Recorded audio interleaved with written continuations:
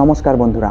ভারতের একটা সই আর ওদিকে ইসলামাবাদ, আঙ্কারা আর ঢাকায় একসাথে হাহাকার, যার শব্দ পশ্চিমবঙ্গ অব্দি ভেসে আসছে।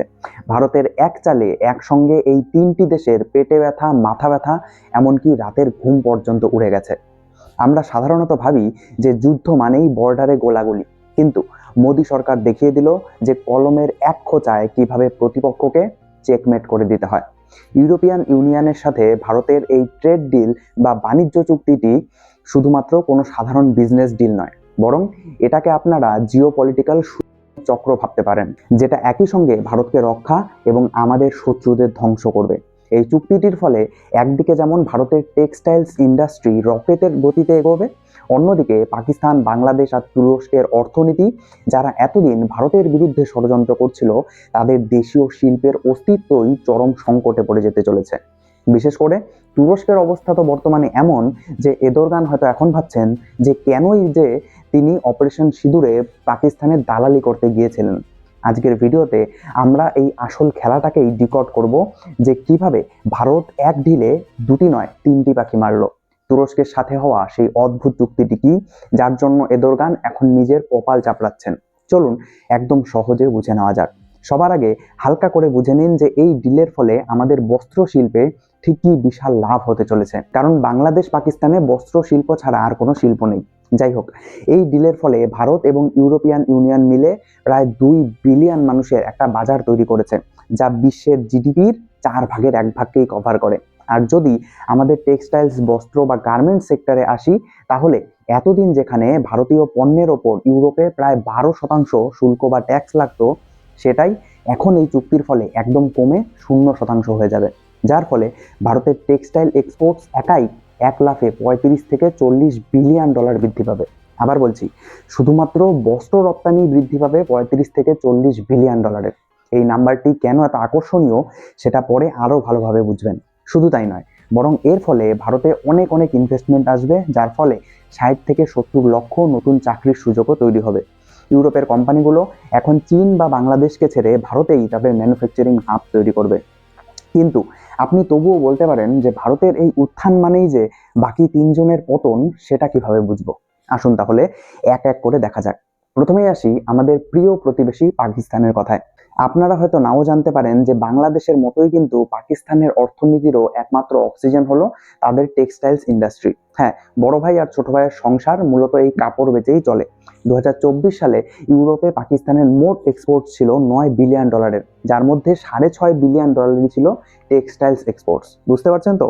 ইউরোপে বিক্রি করা 9 বিলিয়ন পণ্যের মধ্যে 6.5 বিলিয়নের পণ্যই শুধুমাত্র তারা বস্ত্রই বিক্রি করত। তাও আবার এতদিন পাকিস্তান ইউরোপের কাছ থেকে জিএসপি প্লাস অর্থাৎ জেনারেলাইজ স্কিম অফ প্রেফারেন্সেসের সুবিধা পেত। মানে পাকিস্তান গরিব দেশ বলে ইউরোপ তাদের মালের ওপর কোনো রকমের ট্যাক্স নিত না, আর ভারতের মালের ওপর 12% ট্যাক্স ছিল। তাই পাকিস্তানের সস্তা মাল ইউরোপে বেশি বিক্রি হতো। কিন্তু এখন খেলা পুরো ঘুরে গেছে। এখন ভারতের মালের ওপরেও ট্যাক্স 0%।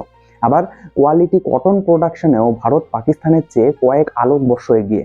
অর্থাৎ যখন ভারতের ভালো কোয়ালিটির কটন বস্ত্র আবার পাকিস্তানের মতোই সস্তা দামে ইউরোপের বাজারে পাওয়া যাবে, তখন ইউরোপিয়ানরা কোনটা কিনবে? অবশ্যই মেড ইন ইন্ডিয়া।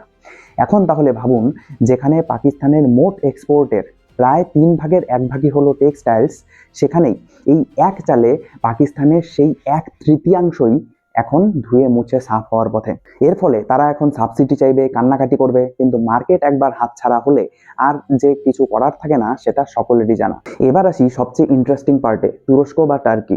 এদের ব্যাপারটা হলো বিনা যুদ্ধে নাহি দিব সূচাগ্র মেদিনী, অর্থাৎ যুদ্ধ বা লড়াই ছাড়া সূচের ডগায় যতটুকু মাটি বা জায়গা ধরে ততটুকু জমিও কাউকে ছেড়ে দেওয়া হবে না। না না, বরং এর উল্টোটাই হয়েছে। বিনা যুদ্ধেই এদের সব শেষ। তুরস্কের সমস্যাটা একটু টেকনিক্যাল, কিন্তু মন দিয়ে শুনুন, দারুণ মজা পাবেন। তুরস্ক ইউরোপীয় ইউনিয়নের মেম্বার নয়, কিন্তু 1995 সালে তারা ইউরোপের সাথে একটা কাস্টমস ইউনিয়ন চুক্তি করেছিল। এই চুক্তির ফলে এতদিন তুরস্ক দারুণ মুনাফাও কামিয়েছে, কিন্তু বর্তমানে এটাই এরদোগানের সবচেয়ে বড় মাথা ব্যথার কারণ হয়ে দাঁড়িয়েছে। এরদোগান না পারছেন কিছু কইতে, আবার না পারছেন সইতে। কেন?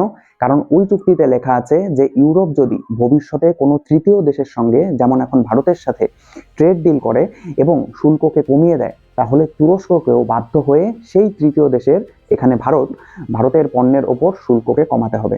অর্থাৎ এখন যেহেতু ইউরোপ ভারতের পণ্যের ওপর 0% ট্যাক্স করে দিয়েছে, তাই তুরস্ককেও বাধ্য হয়ে প্রায় সমস্ত ভারতীয় পণ্যের উপরেই ট্যাক্সকে 0% করে দিতে হবে। এমনকি সরাসরিভাবে না হলেও ভারত ইউরোপ হয়ে একদম সহজেই বিনা শুল্কে তুরস্কে পণ্য পাঠাতে পারবে।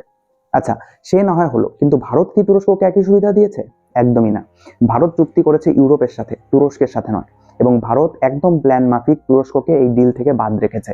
অর্থাৎ তুরস্ক ইউরোপ হয়েও তাদের মালকে ভারতে আর পাঠাতে পারবে না। সহজ কথায় বললে, ভারত এখন তুরস্কের বাড়িতে ঢুকে যা খুশি করতে পারবে, অর্থাৎ বিনা ট্যাক্সে মাল বেচতে পারবে, কিন্তু তুরস্ক ভারতের ড্রয়িং রুমেও ঢুকতে পারবে না। ফলাফল, তুরস্কের still industry, heavy machinery industry ইত্যাদি এখন ভারতীয় সস্তা এবং ভালো মানের পণ্যের বন্যায় একদম ভেসে যেতে চলেছে।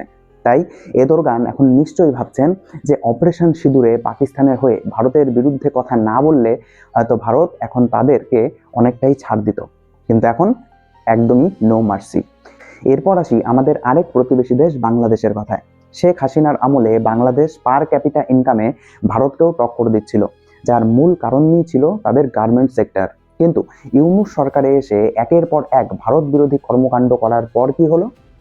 বাংলাদেশ এতদিন যেই লিস্ট ডেভেলপড কান্ট্রি এলডিসি বা গরিব দেশ হিসাবে ইউরোপে শুল্ক মুক্ত সুবিধা পেত, সেটাও 2026 সালেই কিন্তু উঠে যেতে চলেছে। মানে বাংলাদেশকে তখন ইউরোপে মাল বেচতে হলে 12% বা তার বেশি ট্যাক্স দিতে হবে। অন্যদিকে ঠিক সেই সময়েই ভারতের এই ট্রেড ডিল একদম ফুল ফর্মে চলে আসতে চলেছে।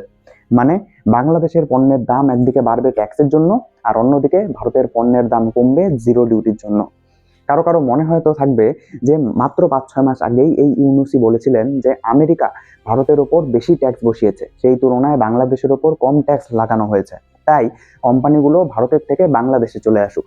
কিন্তু এখন দেখা যাচ্ছে যে ভারত ইউরোপের সাথে এমন এক ডিল করে বসে আছে যে কোম্পানিগুলো উল্টো বাংলাদেশ ছেড়ে এখন ভারতে আসছে।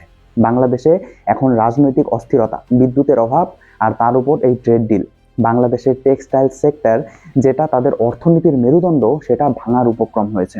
ইন্টারেস্টিং বিষয় হলো, আমেরিকাও ভেবেছিল যে ভারতের ওপর ট্যারিফ বা শুল্ক চাপিয়ে ভারতকে চাপে রাখবে, কিন্তু ভারত কি করলো? সোজা ইউরোপের দিকে ঘুরে গেল। তাই আমেরিকাও দেখছে যে যদি তারা তড়িঘড়ি ভারতের সাথে কোনো ডিল ফাইনাল না করে, তাহলে সমস্ত সাপ্লাই চেইন আর ভারতের ইন্ডাস্ট্রিগুলো ইউরোপে চলে যাবে। তখন কিন্তু আমেরিকা চাইলেও আর কিছু করতে পারবে না। অর্থাৎ ইউরোপের সাথে এই ডিল করে আমেরিকাকেও একটা কড়া বার্তা দিয়ে দিয়েছে ভারত সরকার। সোজা কথায় বললে, জিও পলিটিক্সে ইমোশনের কোনো জায়গা নেই।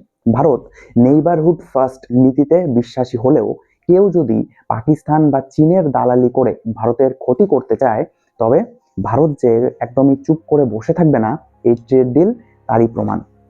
তুরস্ক, পাকিস্তান আর বাংলাদেশ এই তিনজনই এখন হাড়ে হাড়ে টের পাচ্ছে যে ভারতের সাথে পাঙ্গা নেওয়ার কষ্ট বা মূল্য ঠিক কতটা চড়া হতে পারে। তবে এই বিষয়ে আপনাদের ঠিক কি মত? ভারতের এই অর্থনৈতিক স্ট্রাইক কি সার্জিক্যাল স্ট্রাইকের চেয়েও অনেক বেশি ভয়ানক হতে চলেছে? তুরস্কের এই অবস্থা দেখে আপনাদের ঠিক কি মত? অবশ্যই কমেন্টে জানাতে ভুলবেন না। আর হ্যাঁ, আপনাদের অনেক অনেক ধন্যবাদ যারা কমেন্ট করে এভাবে আমাকে সাপোর্ট করেন, লাইক এবং সাবস্ক্রাইব করেন, কারণ এটি সত্যি আমাকে পরবর্তী ভিডিওগুলো বানাতে এতটা উৎসাহিত করে যা শব্দে বোঝানো সম্ভব নয়। দেখা হচ্ছে পরের ভিডিওতে, ভালো থাকবেন, ধন্যবাদ।